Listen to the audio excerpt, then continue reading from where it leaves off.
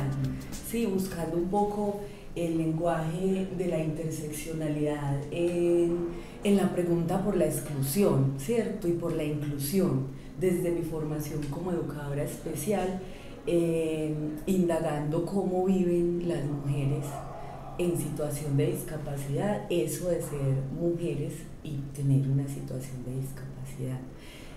Finalmente, bueno, también hago parte de un grupo de investigación que se llama GRECE, Grupo de Investigación sobre Educación Especial, que es en donde también, aparte, pues estamos profundizando en las discusiones y en este tema, pues que más que el tema de género, ya nos vincula el tema de las diversidades, el tema de las diferencias en clave de discapacidad, género, etnias, etcétera, ¿cierto? Estamos más que presentar una apuesta por una inclusión de determinada población, estamos formándonos para una filosofía, una apuesta de vida pues inclusiva, ¿cierto?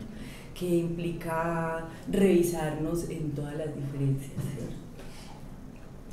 Primero entonces, como para un pequeño encuadre, equidad y educación y equidad de géneros, o equidad o educación para la equidad de los géneros, ¿cierto? Yo pensaba como mucho eso que, ¿cómo decirlo? Porque estamos hablando de una educación, ¿cierto? Que aparece como una alternativa para resolver unas dificultades históricas que tejemos en esa construcción cultural entre hombres y mujeres, ¿cierto? Aparece entonces la equidad de género en la educación como una apuesta por la pregunta por cómo vivir juntos, entre hombres y mujeres, que es como concebimos que somos los seres humanos, ¿cierto? Independiente de si hombres y mujeres negros, negras, en situación de discapacidad, somos un cuerpo, somos cuerpos sexuados. Partimos pues como de esa mirada, ¿cierto?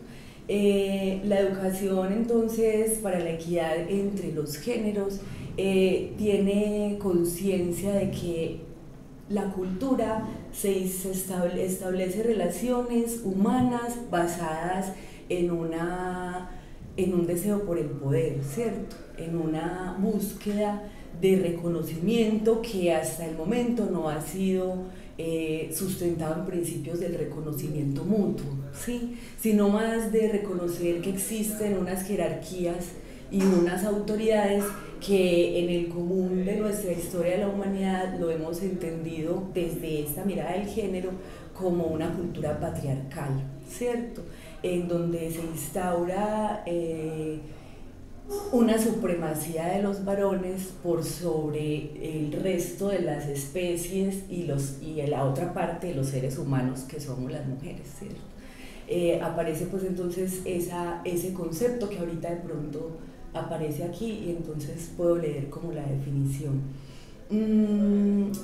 También entonces la equidad de género busca una máxima, parte de una máxima más bien que la busca, ¿cierto? Parte de la máxima de la igualdad de derechos, pero se sustenta en el principio de las diferencias, ¿cierto? Es decir, lo que nos hace más iguales ante la ley es que somos diferentes y que esa diferencia es necesario reconocerla, reivindicarla y apostarle a su potenciación, ¿cierto? No una educación para negar las diferencias o para homogenizar los grupos sociales, sino para hacer una reivindicación y un reconocimiento de lo que culturalmente y socialmente y ecológicamente nos potencia las diferencias humanas, ¿cierto?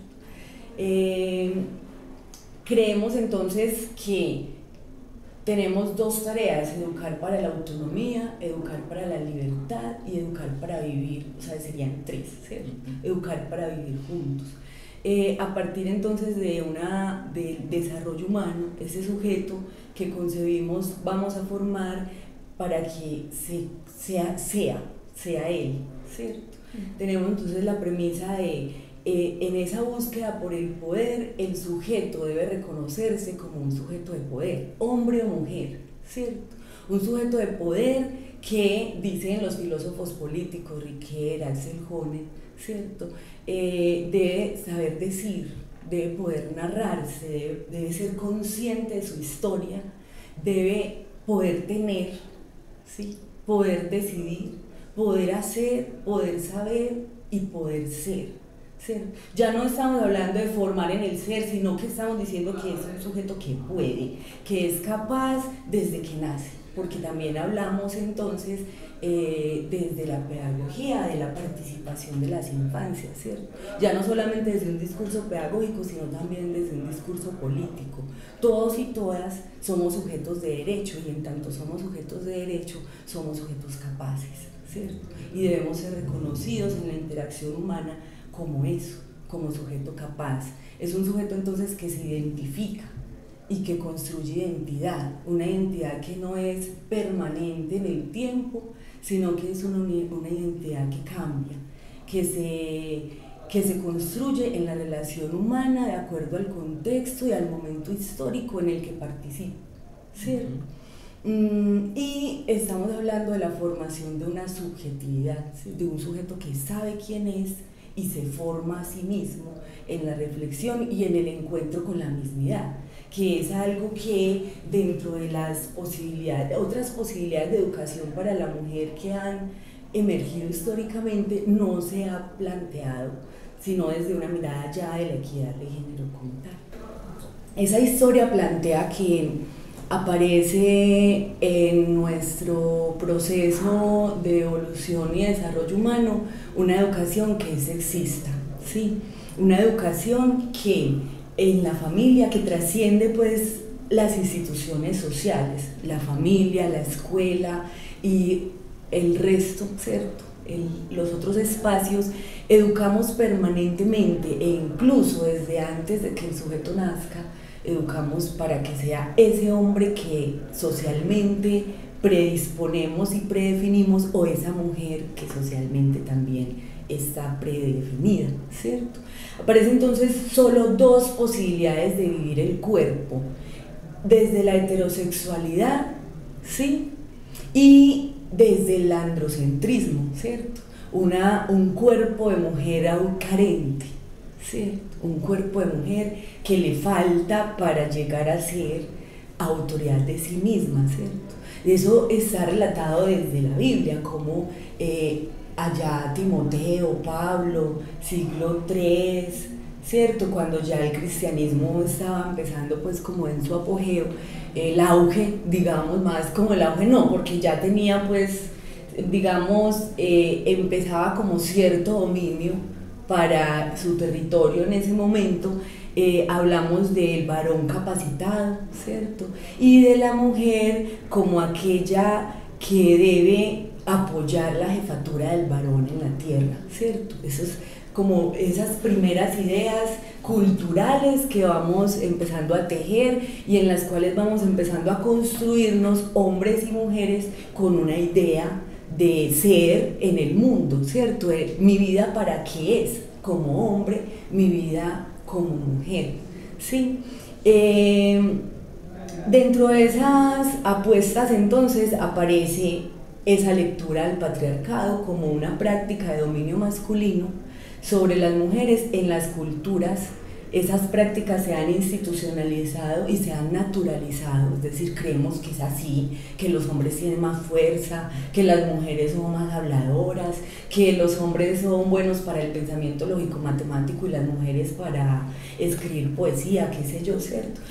Y eso que esas habilidades femeninas del hacer apenas vienen reconociéndose a partir de, digamos, la segunda mitad del siglo pasado, ¿cierto? O sea, hasta hace, digamos, al menos 2 siglos se consideraba que la mujer ni siquiera debía estudiar.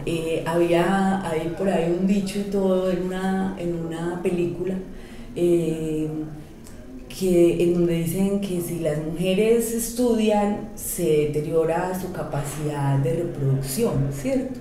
Todo eso atribuido a ¿qué? A esa mirada binaria en donde diferenciamos, ¿cierto? El hombre como un sujeto social, un sujeto de poder, un sujeto que construye, y la mujer como un sujeto que se reproduce, ¿sí?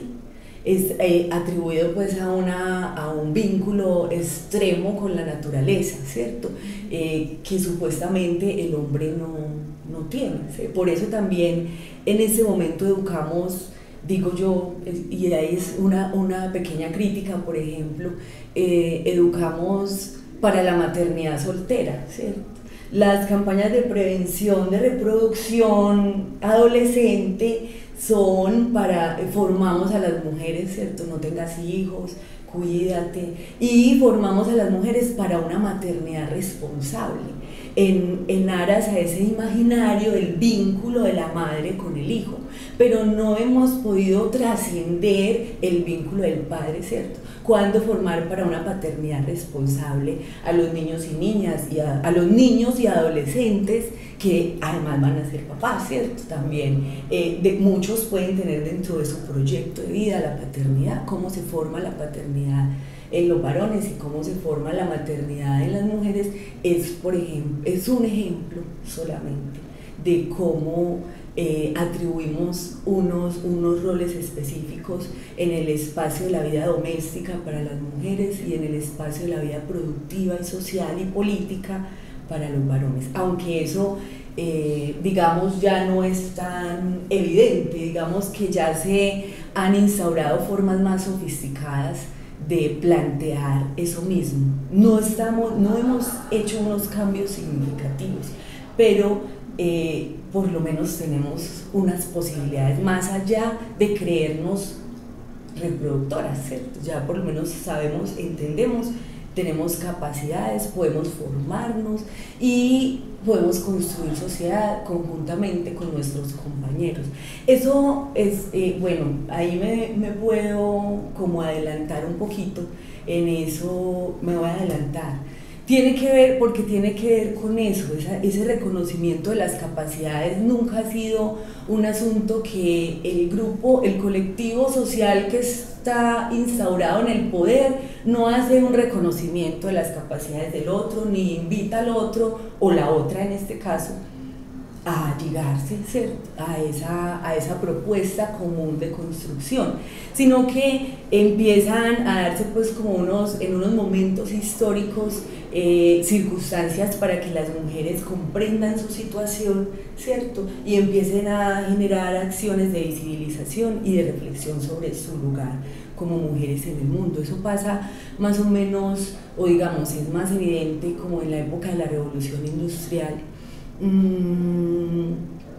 en donde las mujeres eran obreras, ¿cierto? Las mujeres empezaron a hacer parte de la vida productiva del mundo laboral, y estábamos también en una pregunta política en esa clase obrera, ¿cierto? Estábamos hablando de la lucha de clases y estábamos leyendo a Marx, ¿cierto?, y preguntándonos por qué el hombre establecía relaciones que sometían al mismo hombre, ¿sí?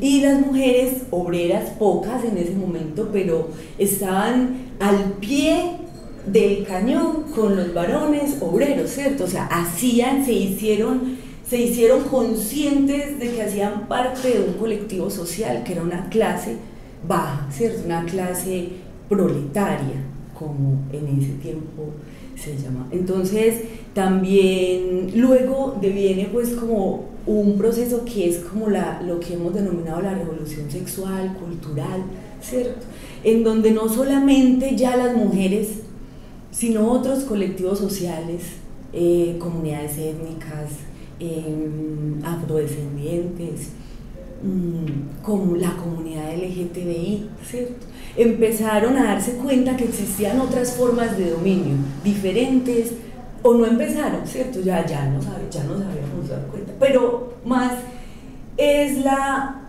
visibilización de que esas formas de dominio estaban ahí, ¿sí? No solamente soy explotada porque soy obrera, sino porque soy mujer, ¿sí? Además, ¿sí? No solamente soy discriminada por ser mujer, sino además porque soy negra, ¿sí?, porque soy campesina, porque vivo una situación de discapacidad. En ese momento se inauguraron muchísimos movimientos. Boaventura de Sousa Santos dice la emergencia de los nuevos movimientos sociales, ¿cierto? Movimiento social de vida independiente, en el caso de las personas en situación de discapacidad, los movimientos sociales de mujeres, ya abiertamente, ¿cierto? Movimientos políticos de la comunidad, de las comunidades LGTBI, etcétera, ¿cierto? Mejor dicho, nos destapamos, dijimos todo lo que pasaba, porque eso de la clase social era evidente porque sucedía allá en el espacio público, pero esto de la discriminación y la violencia contra las mujeres sucedía en el espacio doméstico, ¿sí? Era un espacio en el que nada pasaba, porque lo que pasa en el espacio íntimo pocas veces es conocido en el espacio público. Al contrario, para los proletarios era, ¿cierto?, era fácil demostrar que había pues una relación de explotación y dominio. La visibilización entonces parte de ahí, de darnos, listo, compañeros, estamos en una lucha que es contra un sistema económico, pero aquí hay otra lucha que tenemos que darnos, y es descentrémonos del poder los varones, y las mujeres entonces empecemos a asumir lugares de poder, ¿cierto? Se inaugura la participación política, básicamente con las mujeres de Milán, leyendo a Simone de Beauvoir, con El segundo sexo y La mujer rota, que son dos libros que yo creo que hacen parte como de eso que sentimos que es como el nacimiento de la política, de la teoría política feminista, ¿sí? Sin miedo a decirlo, a veces nos da susto porque también en esos imaginarios se tejen señalamientos, ¿cierto? Nos da susto decirnos sindicalistas, feministas, de izquierda, ¿sí? Pero finalmente encontramos, aunque la ruta sea académica, encontramos unas motivaciones por las cuales sí reconocer que hay un trabajo arduo y muy importante, no solamente para las mujeres, sino para las ciencias sociales en general, la producción académica y la construcción social, la transformación social que ha generado el movimiento político de los movimientos sociales de mujeres, y las académicas y los académicos que han hecho también constructo teórico que ha enriquecido también es el tema de los estudios postcoloniales, ¿cierto? Cómo mirarnos de otra manera, haciendo conciencia de nuestra historia y de nuestro lugar, nuestro territorio, ¿sí? Para Latinoamérica es muy importante conversar en clave de los discursos postcoloniales, ¿cierto? Y vamos entonces en que la herencia a la lucha de clases de las mujeres fue un proceso que hizo también que ganara conciencia como colectivo social diferenciado, y que emprendiera pues como esos movimientos, ¿cierto? En primera instancia el movimiento que pretendía visibilizar, ¿cierto? Hablaba Simone de Beauvoir de los círculos de mujeres, ¿sí? De la conformación de grupos de mujeres para conversar de nuestras vidas, ¿cierto? Una práctica o una experiencia que hoy sigue vigente para el trabajo con nosotras las mujeres desde la educación popular, ¿cierto? La educación feminista ha sido una educación fundamental en la pedagogía crítica, ¿sí? En los presupuestos filosóficos y pedagógicos de Paulo Freire.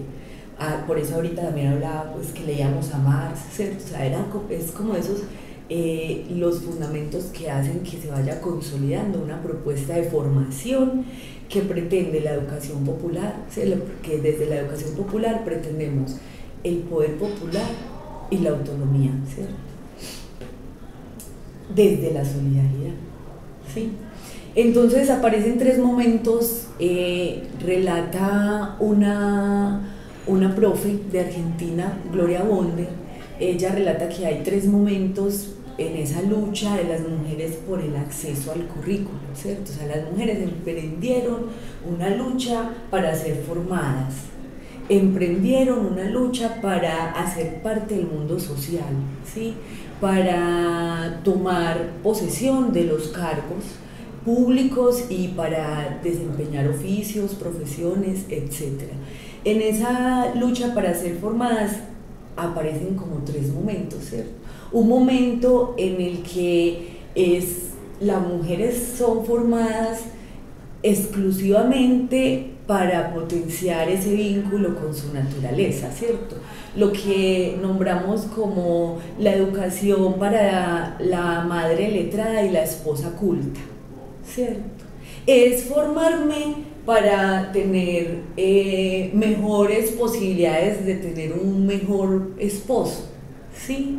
Si yo soy bachiller, digamos, puedo tener un esposo profesional, ¿sí?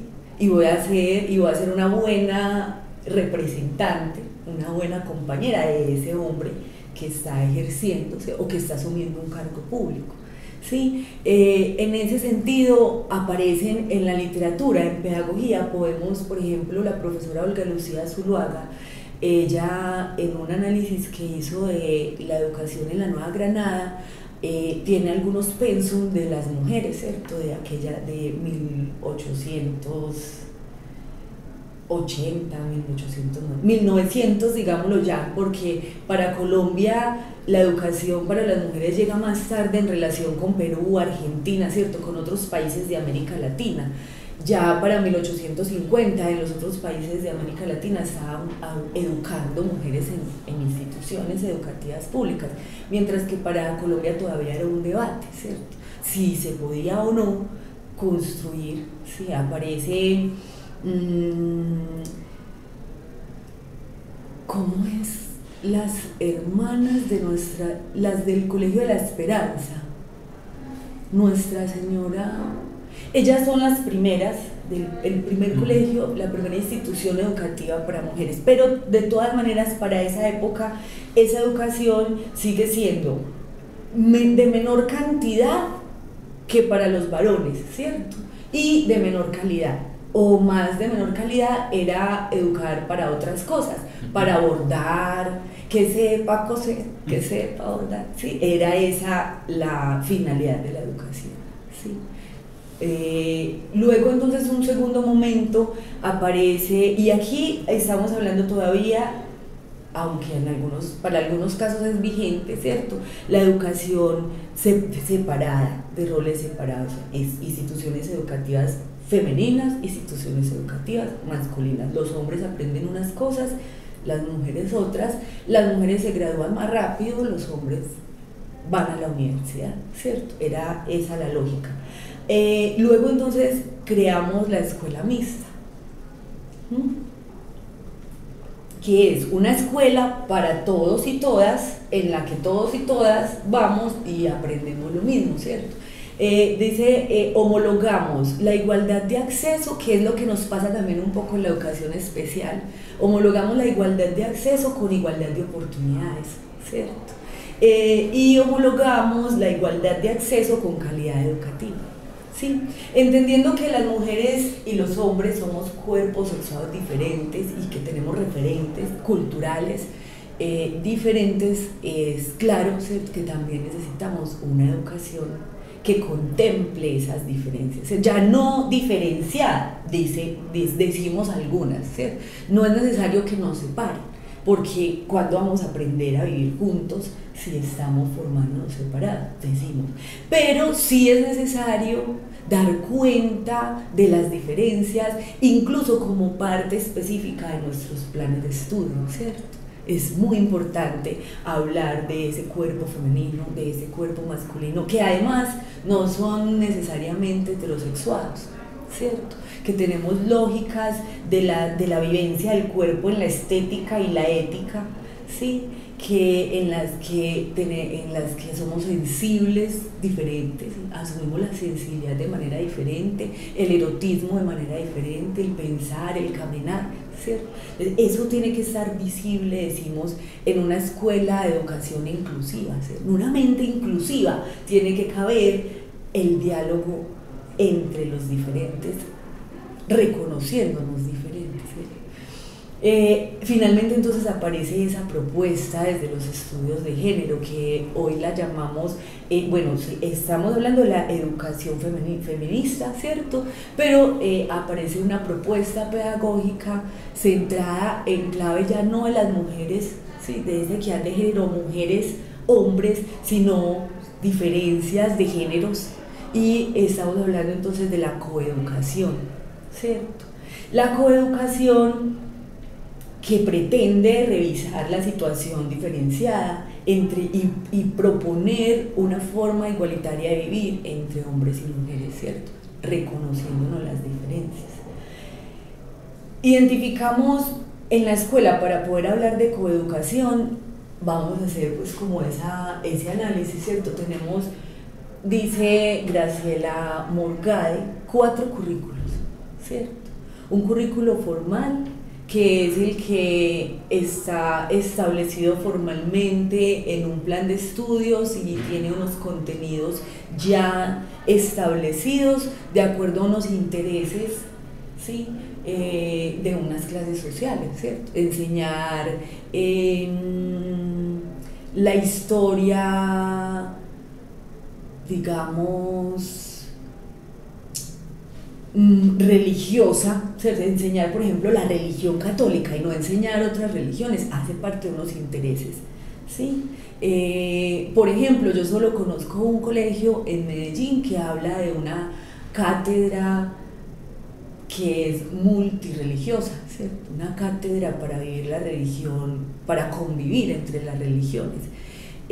Pero generalmente no hablamos de esa mirada, no hacemos una revisión de ese plan de estudio formal en donde podemos mirar fácilmente pues como cuáles son las cargas, ¿cierto?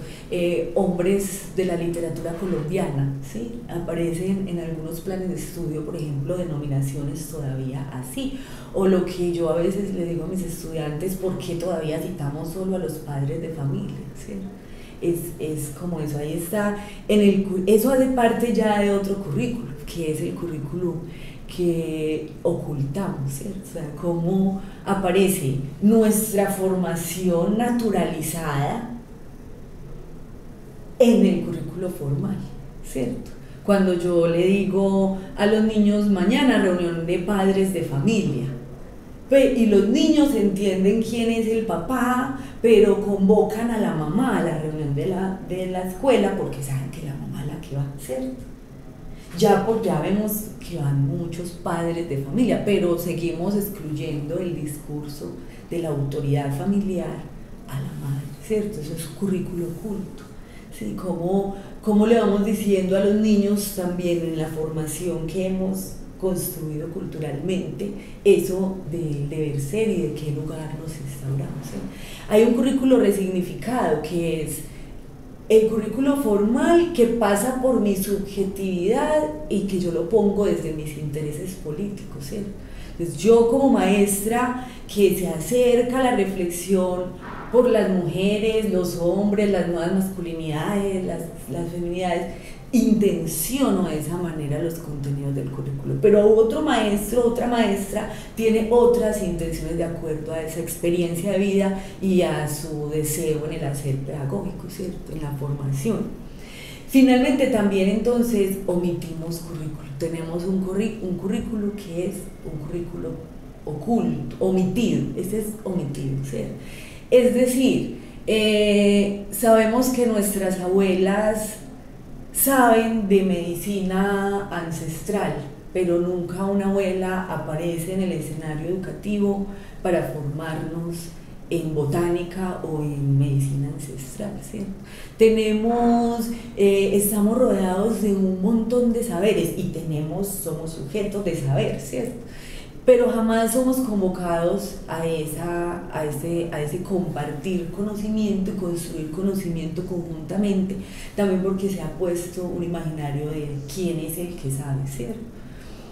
Bueno, la coeducación entonces Ya les contaba, pretende eliminar los estereotipos sexistas, la desigualdad y las jerarquías sociales.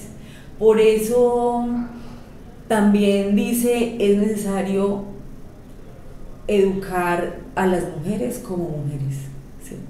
Ya eso es dentro de otra clase, como esa evolución del discurso feminista también, ¿cierto? En un primer momento hablamos de una primera oleada feminista, una segunda oleada feminista, feministas radicales y feministas de las diferencias.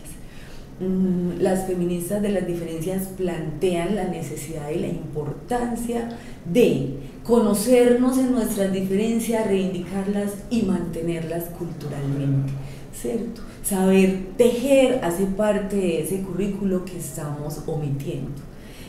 Saber pescar, por ejemplo, en un contexto de pescadores, ¿sí? Bueno, todos esos saberes que omitimos porque privilegiamos dentro de nuestro currículo formal unos saberes que son ya establecidos y que al parecer no estamos dispuestos a negociar, ¿cierto? O a transformar teniendo en cuenta ya esa conciencia, ¿cierto? Somos una cultura latinoamericana, somos colombianos, cultivamos flores, hacemos silletas, pese a que reconocemos desde el discurso eso, todavía nuestros planes de estudio están fundados en que somos guerreros, musas del arte, ¿cierto? O sea, en otra, parados en otro contexto, ¿cierto? Básicamente. Entonces, reconocer las diferencias implica formar para las diferencias. Y reconocer las diferencias implica entender, formar en esa otra diferencia, ¿cierto? Entender que hay otro allá que dialoga conmigo, ¿cierto? Bueno, así una definición puntual de la guía de coeducación dice: es la educación conjunta de hombres y mujeres. Se trata de una propuesta pedagógica en la que la formación y la educación se imparten en condiciones de igualdad para ambos sexos y en la que no se pone límites a los aprendizajes a recibir por cada uno de ellos, ¿sí? Es en la que yo no estoy separando los juguetes de las niñas, la cocinita, y los niños la catapila y el martillo, ¿cierto? En la educación, por ejemplo, preescolar, que es casi que inconsciente el acto de las maestras, incluso separar los grupos. Las niñas juegan aquí y le saca el costal de las muñecas y la loza y todo. Y los niños acá, ¿sí? En el patio, casi siempre esos también somos inconscientes a veces en cómo distribuimos los espacios. No es inconsciencia, es naturalización de la formación que otorgamos o que brindamos a esos niños, ¿cierto? Dejar el rinconcito para las niñas y el patio para los niños hace parte de esas formas de reproducir esa discriminación, ¿cierto? Esa diferenciación de los roles. Partimos de unos problemas, partimos desde cuando educamos para la equidad de género, partimos de que no ha habido participación de las mujeres en actividades científicas, ¿cierto? Entonces, cuando vamos a escribir un texto escolar, es muy importante tener ese problema claro, ¿sí? En el texto escolar se debe visibilizar las científicas, ¿cierto? Así como los científicos, ¿sí? Así como que quien hace ciencia no solo es el sujeto superdotado, sino que también una persona en situación de discapacidad puede llegar a hacer ciencia, ¿cierto? O como que los únicos bomberos no son de determinada estructura física, ¿cierto? O sea, podemos llegar a ser bomberos en tanto lo deseemos y nos eduquemos para hacerlo. Asimismo, entonces, tenemos un problema de reconocernos como sujetos de saber, y la educación ahí tiene que ser muy sensible, ¿sí? Entender que somos sujetos, que somos colectivos sociales históricamente excluidos hace parte para poder llegar a esa visibilización, ¿cierto? Yo, mujer, educada para ser de una manera, necesito desaprender esos contenidos, ¿sí? Y formarme de otra manera. Hay un estudio muy bonito de un grupo de psicoanálisis en la Universidad de Antioquia, no recuerdo bien el nombre del texto, pero es básicamente el amor y el sacrificio en el tiempo de los derechos, más o menos ese es el título. Es una investigación que se hace con mujeres feministas, ¿sí? Que hacen parte de los movimientos sociales de mujeres y unas mujeres académicas también. Y entonces la pregunta es, ¿por qué si tenemos incorporado, aprendido el discurso de los derechos, ¿cierto? Y por qué además siendo mujeres que hacemos resistencia frente a esa forma imputada de ser mujer, continuamos produciendo y reproduciendo las prácticas de discriminación y violencia para con las mujeres mismas, ¿cierto? Continuamos asumiendo una identidad imputada, ¿cierto? Asumiendo una identidad de fragilidad, asumiendo una identidad de no saber, de la no pregunta, ¿cierto? Asumiendo prácticas que tienen que ser reeducadas.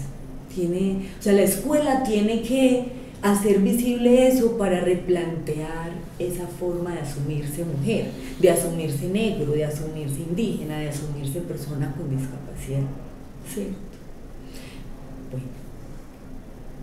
Bueno, esos problemas que estábamos hablando, falta de reconocimiento, falta de participación o de reconocimiento del contenido científico producido por las mujeres y ausencia de problemas metodológicos o de investigación científica alrededor de los problemas de las mujeres. Esos eran pues como unos problemas, esos son unos problemas de los que partimos, por ejemplo, cuando vamos a hacer educación inclusiva, para volverlos entonces unos ejes, ¿cierto?, de potenciación. Primero, la educación entonces que imparto debe estimular a las mujeres a la educación, ¿cierto? Si un problema es que las mujeres no estamos siendo educadas, entonces una solución es la estimulación para esa educación, ¿cierto? Teniendo en cuenta también que para muchas mujeres la educación no se considera un proceso necesario por esa cultura, ¿cierto? Por la cultura de la reproducción. Entonces estimulamos a las mujeres a acceder, permanecer y hacer parte de un sistema que forma y que educa a la persona. Promovemos los debates epistemológicos y científicos respecto del tema, no de las mujeres exclusivamente, ¿cierto? Aunque yo me he centrado todo el tiempo en las diferencias y en la exclusión, porque esa es la razón, ¿cierto? La coeducación, entonces ya no se piensa solamente aquello de cómo vivir la feminidad, sino también la masculinidad, ¿cierto? Entendiendo que hay muchas maneras también de ser masculino, no solamente es masculino el que juega fútbol, pega patadas y dice palabras, ¿sí? Que es como una imagen, un referente de masculinidad que además nos tiene en unas ciertas complicaciones de bullying, ¿cierto? Y de otras prácticas al interior de la escuela, que también en la medida en que se educa la masculinidad desde otra manera, ¿cierto?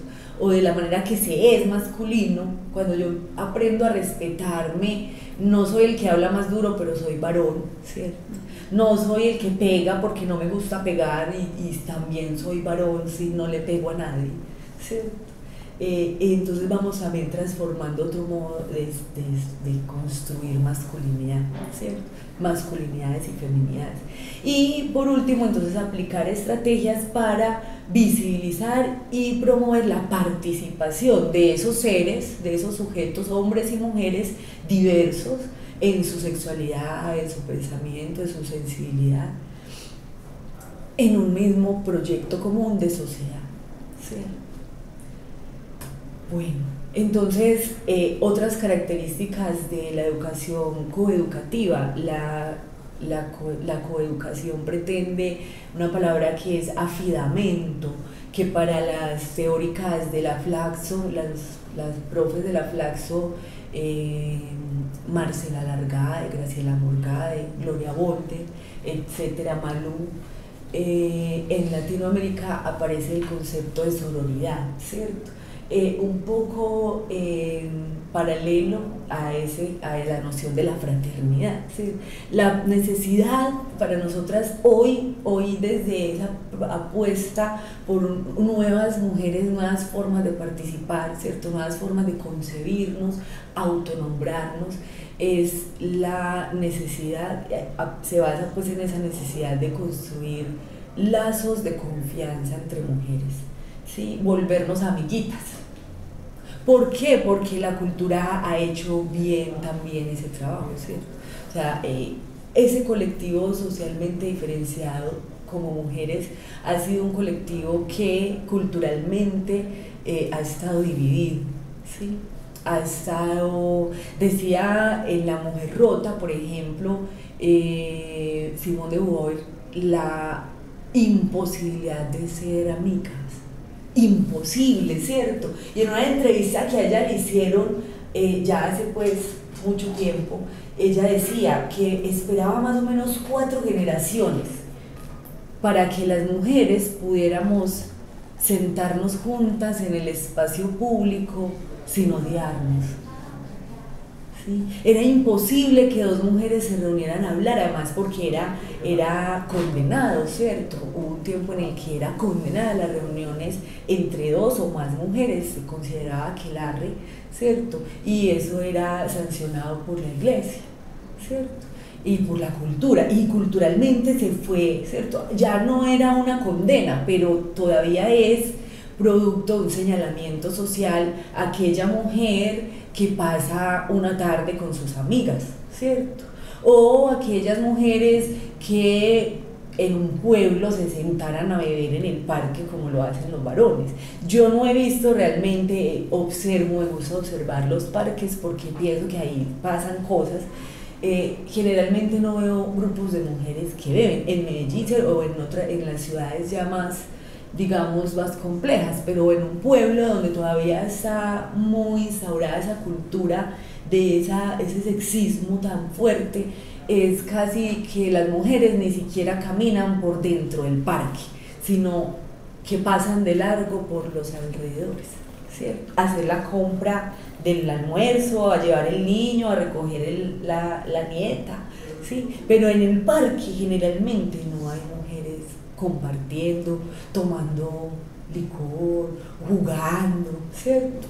Porque aparece pues como el señalamiento de la chismosa, desocupada, ¿sí? Ahí nos pesa creer que las mujeres nos podemos recrear de otra manera que no sea viendo novelas, aun cuando critiquemos, ¿sí? Y digamos, siempre ven novelas, pero es el único oficio del tiempo libre que les permitimos, ¿cierto? Si se va muchas horas, eso es que, sí, y el papá y los hijos reclamamos porque está haciendo, digamos, lo que creemos que no. Entonces, las sororidades, el encuentro entre mujeres, construir relaciones de confianza entre nosotras. Hay una tesis muy bonita que se llama Lazos, tejiendo confianzas entre mujeres. Es una tesis que hace narrativas entre madres e hijas, y lo importante que es que hoy las mamás no seamos amigas, ¿cierto? Pero tengamos lazos de confianza con nuestras hijas mujeres y con nuestros hijos varones, ¿cierto?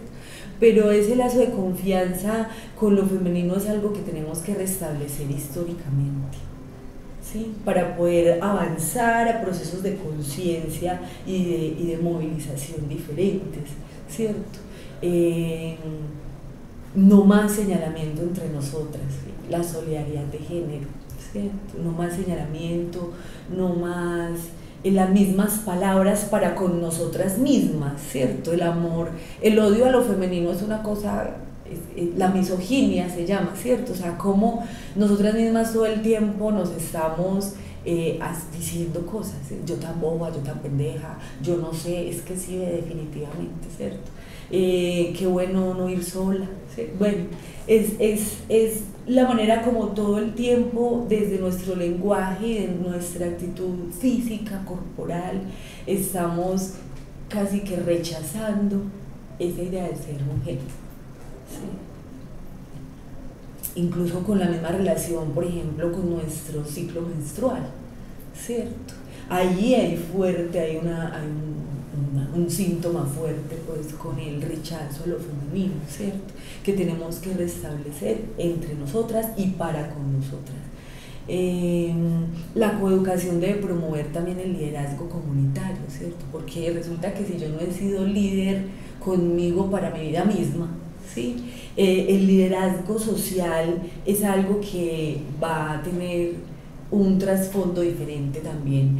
Cuando yo me reconozco un sujeto líder capaz de promover, de mover, ¿cierto? Valiosa para la comunidad, cuando yo me considero la ayudante de don Juan, ¿cierto? Don Pepe, ¿sí? Aparezco en el escenario público como la ayudante, ¿cierto? O como la esposa de, o como la auxiliar de, ¿cierto? No como Alejandra la profe, ¿cierto? Alejandra la mamá, Alejandra la, ¿cierto? No, en nombre propio. Entonces es esa como el llamado a la promoción de esa visibilidad en lo social. Orienta el reconocimiento, y decimos el reconocimiento, yo he hablado mucho de esa palabra, ¿cierto? Yo a Yolanda una vez le decía, el reconocimiento es una cosa mucho más allá de simple conocer, ¿cierto? Hay una cosa que es lo que conocemos, lo que vemos, lo que observamos, lo que diferenciamos, pero reconocerse implica ya un tránsito muy diferente, ¿cierto?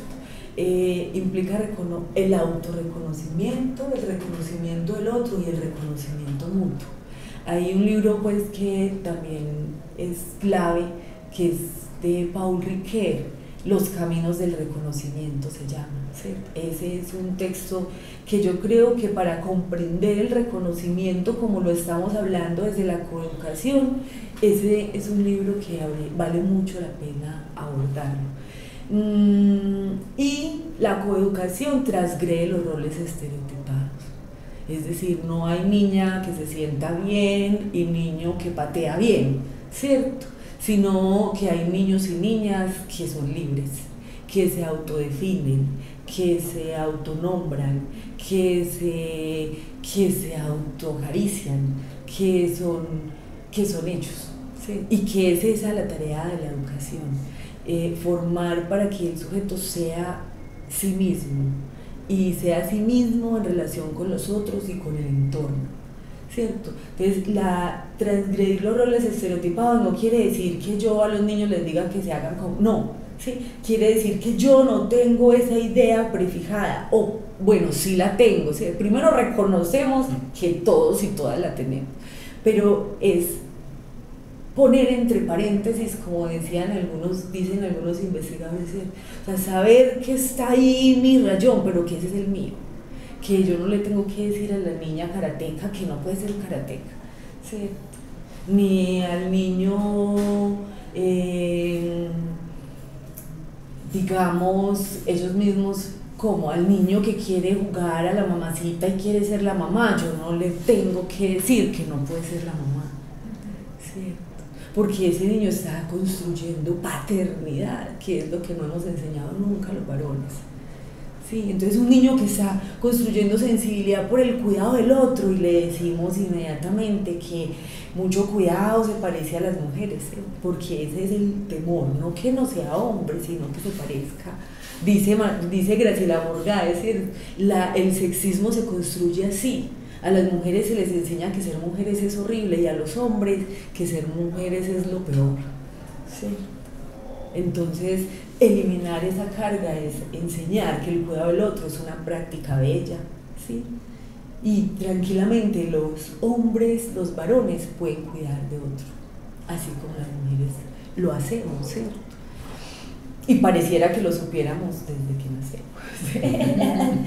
Incorporamos además, es muy importante en la coeducación, la incorporación de estrategias para la resolución de conflictos, ¿cierto? Aquí se habla, y hay muchas investigaciones, sobre todo en México encuentran muchas investigaciones de las subjetividades masculinas en relación con el tema del bullying, ¿sí? Y cómo formar otras masculinidades que no son las masculinidades desde el principio de la agresión, ¿cierto? De la tosquedad, de la frialdad. ¿Por qué? Si no tenemos que ser esos varones, ¿cierto? No tenemos que ser mujeres que todo el tiempo nos lloramos, ¿sí? No, si no me sale ni una lágrima, ¿cómo hago para ser mujer que llora? ¿Sí? Es como un principio, ¿sí? La resolución de conflictos con nosotros y conmigo misma. Primero, mi conflicto con mi feminidad, ¿sí? Tu conflicto con tu masculinidad, ¿sí? Bueno, la estrategia coeducativa tiene que ser dual, dice la coeducación. No puede hacerse coeducación al interior de una institución educativa y ya. Esa coeducación tiene que trascender los muros y las barreras de la institución educativa. Tiene que hacerse siempre en el plan. Además, no solamente formo a mis estudiantes para que sean mujeres poderosas, capaces, sensibles y conscientes. Yo me tengo que formar para esa conciencia también, ¿cierto? Yo soy actora de la que produce y reproduce cultura, ¿sí? En ese sentido es necesario una formación coeducativa para las directivas de una institución, para docentes de la institución, para familias, padres, madres, primos, tías, abuelitos, sí, porque las familias ya no son papá y mamá, sino que existen muchas formas de reunirnos y de congregarnos como una familia, ¿cierto? Vecinas. Y tiene que estar unida con una política social. ¿Sí? Yo creo que en ese caso Medellín viene construyendo una buena práctica coeducativa a partir de la creación de espacios para la visibilización de las mujeres, como el proceso de la mujer talento, la creación de la Secretaría de las Mujeres acá y en otros departamentos, en otras ciudades del país, la visibilización de esos movimientos sociales de mujeres, la conformación de red de movimientos sociales de mujeres y unas instituciones educativas que están siendo muy importantes para el país, que le han trabajado fuertemente al tema de educación para la equidad entre géneros. En Medellín tenemos, por ejemplo, el caso de Combos. Hay un texto muy bonito que hace poco publicaron que se llama Resistiendo desde la escuela, y cuentan, ahí nos muestran estrategias pedagógicas para hacer esto posible, esto de equidad entre géneros. ¿Qué es eso en el escenario educativo ya concretamente, ¿cierto? Y en un escenario educativo que además tiene otras características, ¿sí? Combos es una institución pues, que atiende una población particular de la ciudad, que es de niños y niñas trabajadores, ¿cierto? Entonces pienso que tenemos instituciones que son que pueden brindarnos ya una experiencia significativa en materia de la coeducación, ¿cierto? Que es educar para que convivamos entre hombres y mujeres. Entonces ahí la política social casi es difícil, esa es, digamos, la tarea, el reto más grande para esos movimientos sociales, y digamos que en Medellín no hay todavía una agenda pero están las condiciones muy ya más claras, ¿cierto?, para la participación y para seguir haciendo trabajo en clave de equidad de géneros.